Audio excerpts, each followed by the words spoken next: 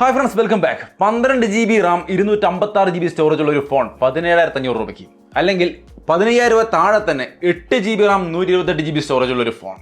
അങ്ങനെ ഒരു ഫോൺ കിട്ടുക, അതിൽ 6000 mAh ബാറ്ററി ഉണ്ടായിരിക്കുക, എന്നിട്ടും അത് ലൈറ്റ് വെയിറ്റ് സ്ലിമ്മും കംഫർട്ടബിളും ആയിരിക്കുക. അതിൻ്റെ ഒപ്പം തന്നെ 120 Hz ഡിസ്പ്ലേ ഉണ്ടായിരിക്കുക, നല്ല നെറ്റ്വർക്ക് റിസപ്ഷൻ ഉണ്ടായിരിക്കുക, 5G ഉണ്ടായിരിക്കുക, ഇഷ്ടംപോലെ 5G ബാൻഡുകൾ ഉണ്ടായിരിക്കുക. ഇതെല്ലാം കൂടി ചേർന്ന് വേണമെങ്കിൽ ഇന്ന് കിട്ടാവുന്ന ഒരു നല്ല ഓപ്ഷൻ Moto G54 എന്ന ഈ ഫോൺ തന്നെയാണ്. ഇതുകൊണ്ട് തന്നെ ആയിരിക്കണം കഴിഞ്ഞ ദിവസത്തെ വീഡിയോകളിലൊക്കെ ഇഷ്ടംപോലെ പേര് Moto G54ൻ്റെ വീഡിയോ എന്താ വരാത്തതെന്ന് ചോദിച്ചുകൊണ്ടിരുന്നത്. മിക്കവാറും ഏത് നല്ല ഫോൺ എടുത്ത് നോക്കിയാലും അതിൻ്റെയൊക്കെ 4 GB RAM വേരിയൻ്റ് ആയിരിക്കും ഈ താഴെ വരിക. അഥവാ പോക്കോ പോലുള്ള ചില ബ്രാൻഡുകൾ താഴെ ഉണ്ടെങ്കിൽ തന്നെയും അവിടെ 6 GB RAM കൊടുത്താൽ തന്നെയും അതിനപ്പുറത്തേക്ക് അവർ കൊടുക്കാൻ പോകുന്നത് 64 GB സ്റ്റോറേജ് ആണ്. അപൂർവമായിട്ട് 128 നമുക്ക് കാണാം, അപ്പോഴും 6 GB RAM ആണ്. ഇവിടെ 8 GB RAM 128 GB സ്റ്റോറേജിന് 14,500 ഈ ഫോൺ കിട്ടും. ഇനി നിങ്ങൾക്ക് 12 GB വേണോ, 17,500, 17 സംതിങ്ങിന് നിങ്ങൾക്ക് 12 GB RAM 256 GB സ്റ്റോറേജും വാങ്ങിക്കാൻ പറ്റും. സോ ഒരു കിഡിലൻ സെറ്റപ്പിലാണ് ഈ ഒരു ഫോൺ അവർ കൊണ്ടുവന്ന് ഇറക്കിയിരിക്കുന്നത്. സോ ഇന്ന് ഈ ഒരു ഫോണിൻ്റെ വീഡിയോ ആണ്. 15,000 താഴെ ഒരു പക്ഷേ ഇനി അങ്ങോട്ടൊരു ബെസ്റ്റ് ഫോണായിട്ട് ഒരുപാട് പേര് പരിഗണിക്കാൻ സാധ്യതയുള്ളൊരു ഫോൺ. എന്താണ് ഇതിൻ്റെ വിശേഷങ്ങൾ നമുക്കൊന്ന് പരിശോധിക്കാം ഷോർട്ടായിട്ട്. ആദ്യം തന്നെ ഈ ഒരു ഫോണിൻ്റെ ഡിസൈൻ നമുക്കിവിടെ കാണാം. നല്ല ഡീസൻ്റ് ആയ ഒരു ഡിസൈനിലാണ് ഈ ഒരു ഫോൺ ഇറക്കിയിരിക്കുന്നത്. നീറ്റ് ആൻഡ് ക്ലീൻ ആണ് ഇതിൻ്റെ റിയർ സൈഡ്. കാണുമ്പോൾ തന്നെ ഒരു നല്ല ലുക്കുണ്ട്. പ്ലാസ്റ്റിക് ഡിസൈൻ ആണ്, ഗ്ലാസ് ഡിസൈൻ ഒന്നും കൊടുത്തിട്ടില്ല. സോ ഗ്ലാസ് ഡിസൈനുകൾ ഇഷ്ടപ്പെടുന്ന ആൾക്കാരെ സംബന്ധിച്ച് ഈ ഫോൺ നല്ല ഫോണല്ല എന്ന് വേണമെങ്കിൽ കരുതാം. ഫ്രണ്ടിൽ പാണ്ട ഗ്ലാസ് പ്രൊട്ടക്ഷനോട് കൂടിയ 120 Hz ഡിസ്പ്ലേ ആണ് കൊടുത്തിരിക്കുന്നത്. LCD ഡിസ്പ്ലേ ആണ്.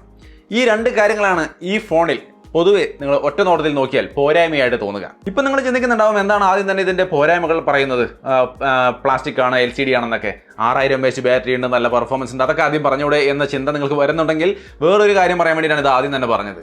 കാര്യം വേറെ ഒന്നുമല്ല, ഇതിന് മുമ്പത്തെ Moto G54 വീഡിയോ ചെയ്തപ്പോൾ അതിൽ ചില ആൾക്കാർ കമൻറ്റ് ചെയ്യുന്നത് കണ്ടു, ഇത് പ്രൊമോഷനാണ് അതുകൊണ്ട് ഇതിന് നെഗറ്റീവ് ഒന്നും പറയുന്നില്ല എന്ന്. ആ ഫോണിൻ്റെ കാര്യത്തിൽ അതിൽ വരുന്ന ക്യാമറ അത്ര കണ്ട് മികച്ചതല്ല എന്നുള്ളതാണ് ഒരു പോരായ്മയായിട്ട് ഞാൻ കണ്ടത്. തീർച്ചയായിട്ടും അത് ആ വീഡിയോയിൽ ഞാൻ പറയുന്നുണ്ട്. ബാക്കി ഡിസൈനും പെർഫോമൻസും ഡിസ്പ്ലേയും എല്ലാം നന്നായിരുന്നു.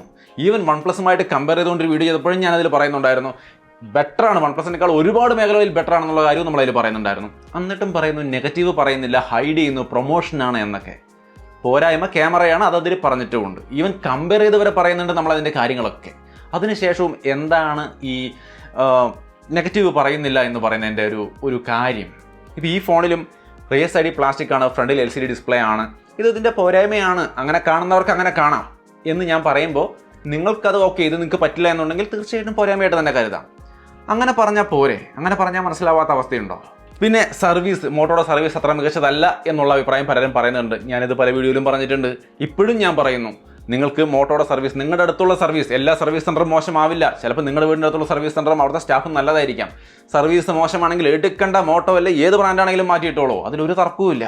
പിന്നെ ചില അഭിപ്രായങ്ങൾ കേൾക്കാം, അത് അയാളുടെ കയ്യിലുള്ള മോട്ടോ ഫോണിന് ഗ്രീൻ ലൈൻ വന്നു, അതുകൊണ്ട് ഇനി ആരും മോട്ടോ എടുക്കണ്ട, മോട്ടോയിൽ ഗ്രീൻ ലൈൻ വന്നു. അങ്ങനെ ചിന്തിച്ച് കഴിഞ്ഞാൽ നമുക്ക് ഒരു ഫോൺ എടുക്കാൻ പറ്റില്ല, പോക്കോ എടുക്കാൻ പറ്റില്ല, ബോർഡ് അടിച്ചു പോകുന്നു. iPhone 13 സീരീസിൻ്റെ ഡിസ്പ്ലേ അടിച്ചു പോയ അവസ്ഥ എനിക്കുണ്ടായിട്ടുണ്ട്. സോ നിങ്ങൾ ഐഫോൺ എടുക്കണ്ട.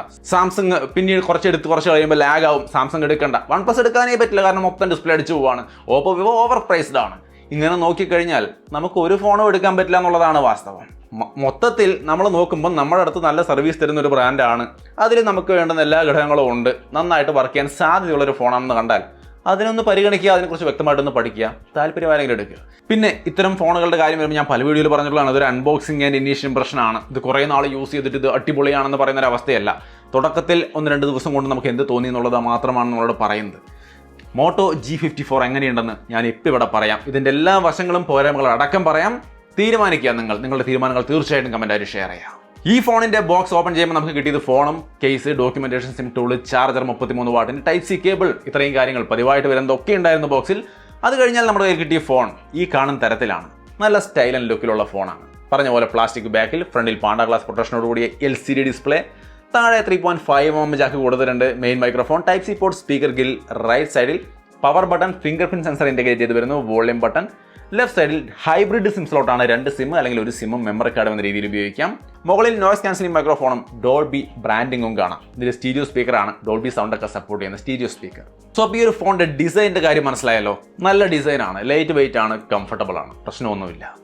IP52 വാട്ടർ റിപ്പല്ലൻ്റ് ഡിസൈനാണ്. സോ വാട്ടർ റേറ്റിംഗ് ഒക്കെ ഉണ്ട്, നിങ്ങൾക്ക് അതിൻ്റെതായ ബെനിഫിറ്റും കിട്ടും. ഡയമൻസിറ്റി 7020 വെച്ചുകൊണ്ട് ഇന്ത്യയിൽ ഇറങ്ങുന്ന ആദ്യത്തെ ഫോണാണ്. നല്ല പെർഫോമൻസ് ഉണ്ട്, വേറെ ഇഷ്യൂസ് ഒന്നുമില്ല, വളരെ സ്മൂത്തായ ഒരു UI പെർഫോമൻസ് നിങ്ങൾക്ക് ഇവിടെ കാണാം. ഈവൻ അത്യാവശ്യം ഗെയിമുകളും നിങ്ങൾക്ക് ഇതിനകത്ത് കളിക്കാൻ പറ്റും. BGMI ആണെങ്കിൽ ഈ കാണുന്ന ഗ്രാഫിക്സ് സെറ്റിംഗ്സിൽ ഈ കാണുന്ന പോലെ നിങ്ങൾക്ക് നൈസായിട്ട് കളിക്കാം. ഓവർ ഹീറ്റിങ്ങിൻ്റെ പ്രശ്നമൊന്നും വരുന്നതായിട്ട് ശ്രദ്ധിച്ചില്ല, വേറെ പ്രശ്നങ്ങളൊന്നും കണ്ടില്ല.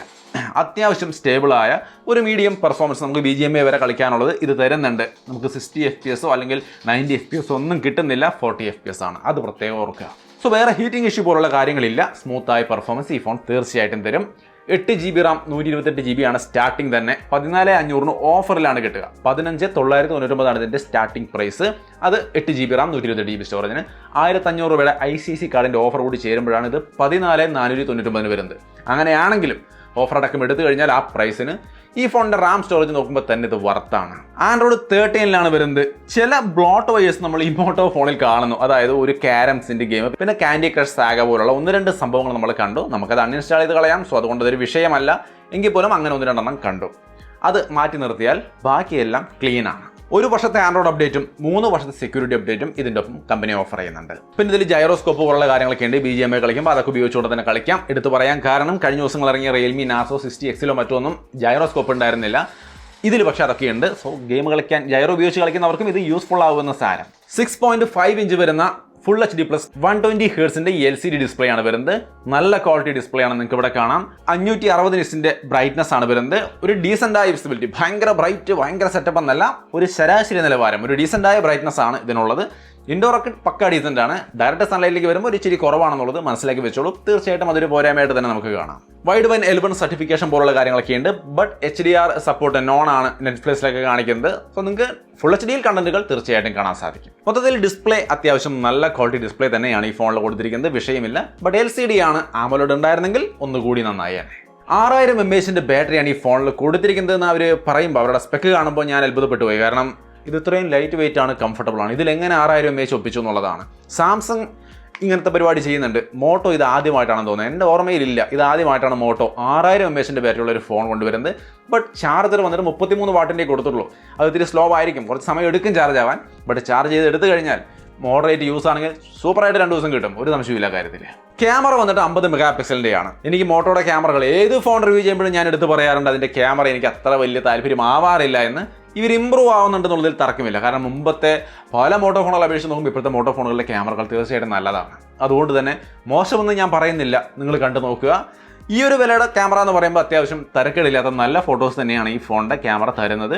വീഡിയോസ് ആയാലും അത്ര മോശമൊന്നും തോന്നിയില്ല, നല്ല ഫോട്ടോസും വീഡിയോസും. ആ ഒരു 14,500 എന്ന് പറയുന്ന പ്രൈസിന് തീർച്ചയായിട്ടും നന്നായിട്ടുണ്ടെന്നാണ് എനിക്ക് തോന്നിയത്.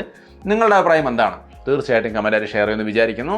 മാത്രമല്ല ഈ 15,000 താഴെയൊക്കെ ഇപ്പോൾ സെൽഫി ക്യാമറ എന്ന് പറയുന്നത് മിക്കവാറും ഒക്കെ 8 മെഗാപിക്സലായി മാറിക്കഴിഞ്ഞു. റിയൽമി ഫോണുകൾക്ക് ഈ അടുത്തിറങ്ങിയ ഫോണുകളൊക്കെ നോക്കിയാൽ 8 മെഗാപിക്സലാണ് സെൽഫി ക്യാമറ. ബട്ട് ഇവിടെ സ്റ്റിൽ 16 മെഗാപിക്സൽ കൊടുത്തിട്ടുണ്ട്. മെയിൻ ക്യാമറയിൽ വൈഡ് ആംഗിൾ ക്യാമറ കൊടുത്തിരിക്കുന്നു, 8 മെഗാപിക്സലിൻ്റെ വൈഡ് ആംഗിൾ ക്യാമറയിൽ. സോ ക്യാമറയുടെ സ്പെക്ക് വൈസും കൊള്ളാം, ക്വാളിറ്റി വൈസും ശരാശരി നല്ല നിലവാരമുള്ള ഫോട്ടോസാണ് കിട്ടിക്കൊണ്ടിരിക്കുന്നത്. ദി ബെസ്റ്റ് എന്നല്ല, കുഴപ്പമില്ല. 14 5G ബാൻഡുകൾ അടങ്ങുന്ന 5G സെറ്റപ്പാണ്. സോ നെറ്റ്വർക്ക് റിസപ്ഷൻ്റെ കാര്യത്തിലൊന്നും പേടി വേണ്ട. ഡുവൽ ബാൻഡ് വൈഫൈ വരുന്നുണ്ട്, 4x4 മിമോ ടെക്നോളജി പോലുള്ള കാര്യങ്ങൾ ഉൾപ്പെടുന്നുണ്ട്. ഹൈബ്രിഡ് സിം സ്ലോട്ടാണ് ഞാൻ പറഞ്ഞിട്ടുണ്ടായിരുന്നു. ബ്ലൂടൂത്ത് 5.3 ആണ് സപ്പോർട്ട് ചെയ്യുന്നത്. സോ നെറ്റ്വർക്ക് പരമായ കാര്യങ്ങളിലൊക്കെ ഓക്കെയാണ് ഈ ഫോണിൽ. സോ മൊത്തത്തിൽ ഇതിൻ്റെ design, display, camera, performance, battery എല്ലാം ഞാൻ പറഞ്ഞു. ഈ ഒരു ഫോൺ എങ്ങനെ നോക്കിയാലും എന്നെ സംബന്ധിച്ച് ഒരു 15,000 താഴെ കിട്ടുന്നു എന്ന് പറയുമ്പോൾ, ഈ ഓഫറിൽ കിട്ടുന്നു എന്ന് പറയുമ്പോൾ തീർച്ചയായിട്ടും ഒരു നല്ല മിഡ് റേഞ്ച് ഫോണായിട്ട് തന്നെയാണ് തോന്നുന്നത്. നമ്മുടെ കമൻറ്റുകളിൽ ഒരുപാട് പേര് കമൻറ്റ് ചെയ്തിട്ടുണ്ടായിരുന്ന മോട്ടോ മിഡ് റേഞ്ച് പിടിച്ചടക്കാൻ പോവുകയാണെന്ന്. ഇത് കാണുമ്പോൾ അങ്ങനെ തോന്നുന്നു. റിയൽമി ഷവോമിയൊക്കെ നോക്കിക്കഴിഞ്ഞാൽ ഇപ്പോൾ ഇത്തിരി വില കൂട്ടി തുടങ്ങിയ ഫോണുകൾക്കൊക്കെ. ഇവിടെ ഇപ്പോൾ തീർച്ചയായിട്ടും മോട്ടോയും ഇൻഫിനിക്സ്, ടെക്നോ തുടങ്ങിയ ടീമുകളാണ് നല്ല നല്ല സ്പെക്കിൽ ഫോണുകൾ ഇറക്കുന്നത്. ഇവരുടെയൊക്കെ സർവീസ് അത്ര നല്ലതാണെന്നുള്ള അഭിപ്രായം എനിക്കില്ല. ബട്ട് തീർച്ചയായിട്ടും സ്പെക്കിൽ നല്ലതാണ്.